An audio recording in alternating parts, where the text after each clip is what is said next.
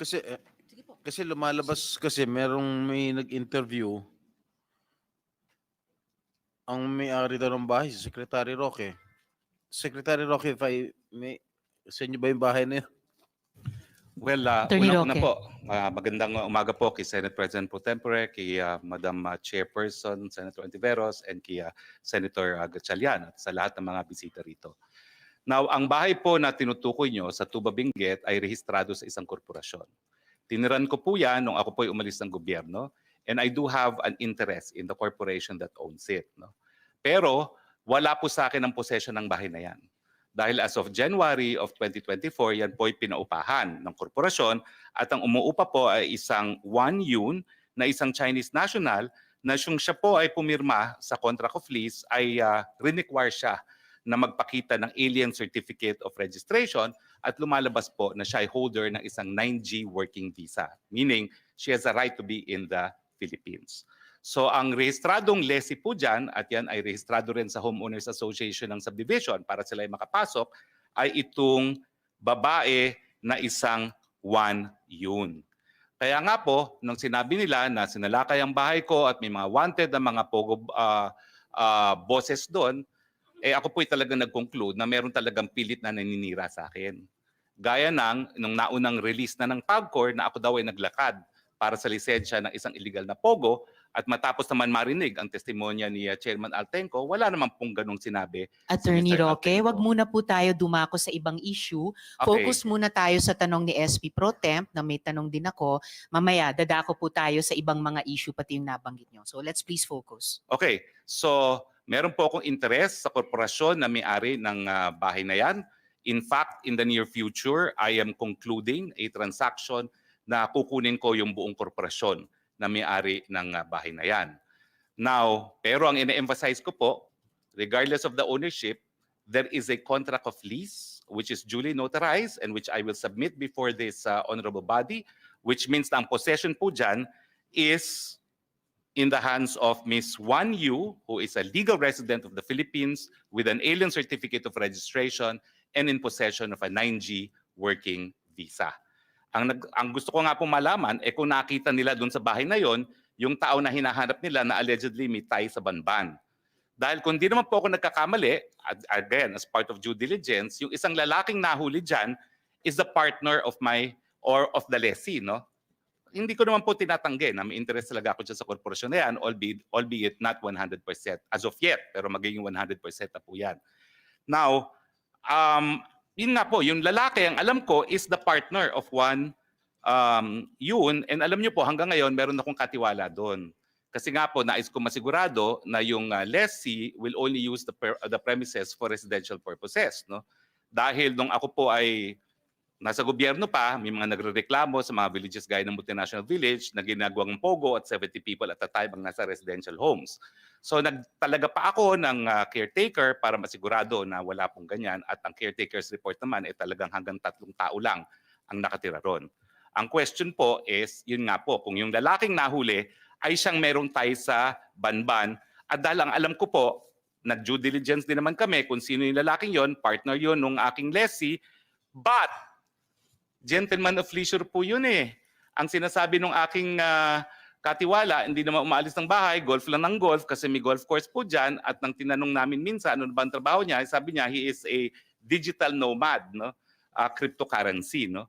So nais ko po makita talaga kung ano yung ebidensya na yung lalaking yon ay involved sa Banban. Dahil kung hindi naman po, talagang meron pong concerted effort na iling ako dito sa mga pogo, no? Na akin namang itinatanggi po. Maraming salamat po.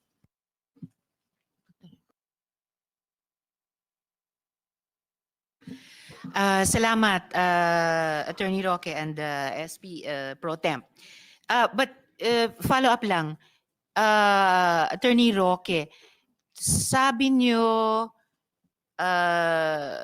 korporasyon ang may-ari ng bahay na ni-raid at natagpuan ng 2 foreign nationals na associated ng PAOK sa Bamban at nasa custody ngayon ng BI. Sabi nyo sa ano yan, sa korporasyon. But you also, nung nagsalita kayo kanina, you also referred to it as bahay ko. Well, I do not deny po na I have an interest in the corporation. Hindi ko po dinideny yun. In fact, Aling korporasyon po iyan? ang pangalan po ata is PH2, hindi ko maalala, no? PH2. PH2. Pero wait a minute. Dapat maalala nyo po. well, you intend to mahaba pa yung pangalan. procure 100% ownership Anyway, of it. maya-maya po, PH2. darating po What yung... does PH2 stand for Well, po? ano po yan eh, that's the location of the address of the house. Okay, anyway, maya-maya PH2, po, why? What's the whole address po parang of the phase house? 2, black number, gano'n. Okay, No? phase 2. Pero maya-maya po, nagpakuha ko ng contract of lease para ipakita rito sa komite na ito, no? Na And sa ngayon po, kayo ang majority shareholder ng PH2. sa ngayon po hindi. Hindi. Pero Anong kami percentage po po ng ang- ownership nyo? Ay, nako, nominal lang po ako ngayon. No? Nominal. 10%, 20%? Well, ngayon po lumalabas, ano lang ako, nag-subscribe lang po ako when it was incorporated, no? At sino po yung majority shareholder sa Ang majority is another corporation PH2. po. Another what is that corporation. other corporation? It's Biancham Holdings po. Ano pong pangalan? Biancham Holdings. Biancham Holdings. Holding. Oo. BIAN CHAM. Bianchan Holdings. Yes, yes. Ganong kalaki yung majority? Lahat po yan Sold. sa Biancham Holdings. Pero wholly minority owned. nominal kayo. Nominal. Wholly. Oo, wholly owned po yan by Bianchan Biancham. Holdings. Sino pong incorporators ng Bianchan Holdings? Attorney Percival Ortega po at yun po naalala ko si Attorney Percival Ortega. Aha. I think meron din pong attorney, hindi ko na po maalala kung sino pa yan, pero I think meron pang, well, minimum of 5 po yan eh. Pero majority shareholder Alright. is Attorney Percival Ortega. Okay. Oo. So majority shareholder si Attorney Percival Ortega para sa Bianchan Holding. There's at least one other attorney at tatlo pa Yes. for a Opo, total opo. of 5.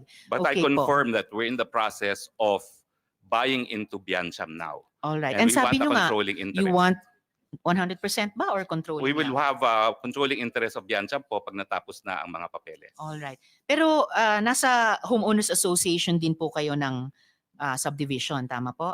Well, nung simula po, dahil tinirang ko po yan nung ako po yung umalis sa gobyerno nung 2019, pero nung bumalik ako sa gobyerno, hindi na po ako tumira doon. Pero hanggang ngayon po, I consider myself a resident of Baguio but I stay in another house. Pero member po kayo ng HOA dun sa subdivision. na yun? Mandatory po na yung corporate owner is a member of the Homeowners Association. So member po, dahil mandatory, member kayo ng HOA ng subdivision. Member po yung corporation that owns the house. Okay. So sinong nakapangalang representative ng Bianchan Holdings sa HOA nung subdivision?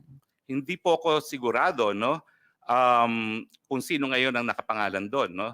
But I do know that lahat po ng mga dues are being paid and the real estate taxes are being paid. Sino pong nagbabayad ng dues at real estate taxes para Well, sa ano po, Bianchan? it is also Biancham, no? That pays for it, no?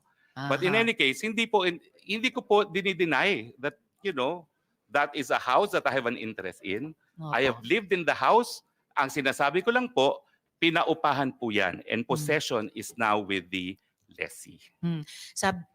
For the record, yung Bianchan Holdings, nabalita po dati na may partnership sa First Mariveles Holdings Corp o FBMHC na nag-apply for POGO license dati. Hindi po. Maaring, no. I deny It's, that. I deny that. You deny it. Okay. Yes, ang Well, we will ask application po the is proper... AFAB. Oo. It's the Freeport Authority of AFAB. Bataan. Okay. It We is will not ask with that. PAGCOR. All right. We will ask that sa present and possibly past PAGCOR chairs later. Wala po yung application at all with PAGCOR. Yes, well noted yung denial nyo. Itatanong. Pero POGO po siya. Hindi po. Hindi rin That's siya a POGO. real estate development company Real na estate. nag-apply po for accreditation sa AFAB pero hindi na po Okay. na-pursue. Okay, we will ask that of AFAB po. No. The chair will say who we will ask that from. We will ask that from PAGCOR and if necessary, invite AFAB to the next hearing if necessary. Pero itatanong muna natin sa PAGCOR mamaya. So, attorney, wala po kayong possession ng bahay pero may supervision dahil may bantay po May kayo bantay doon. Okay po. All right, salamat. So just to continue with salamat Attorney Roque. Just to continue with the BI, Attorney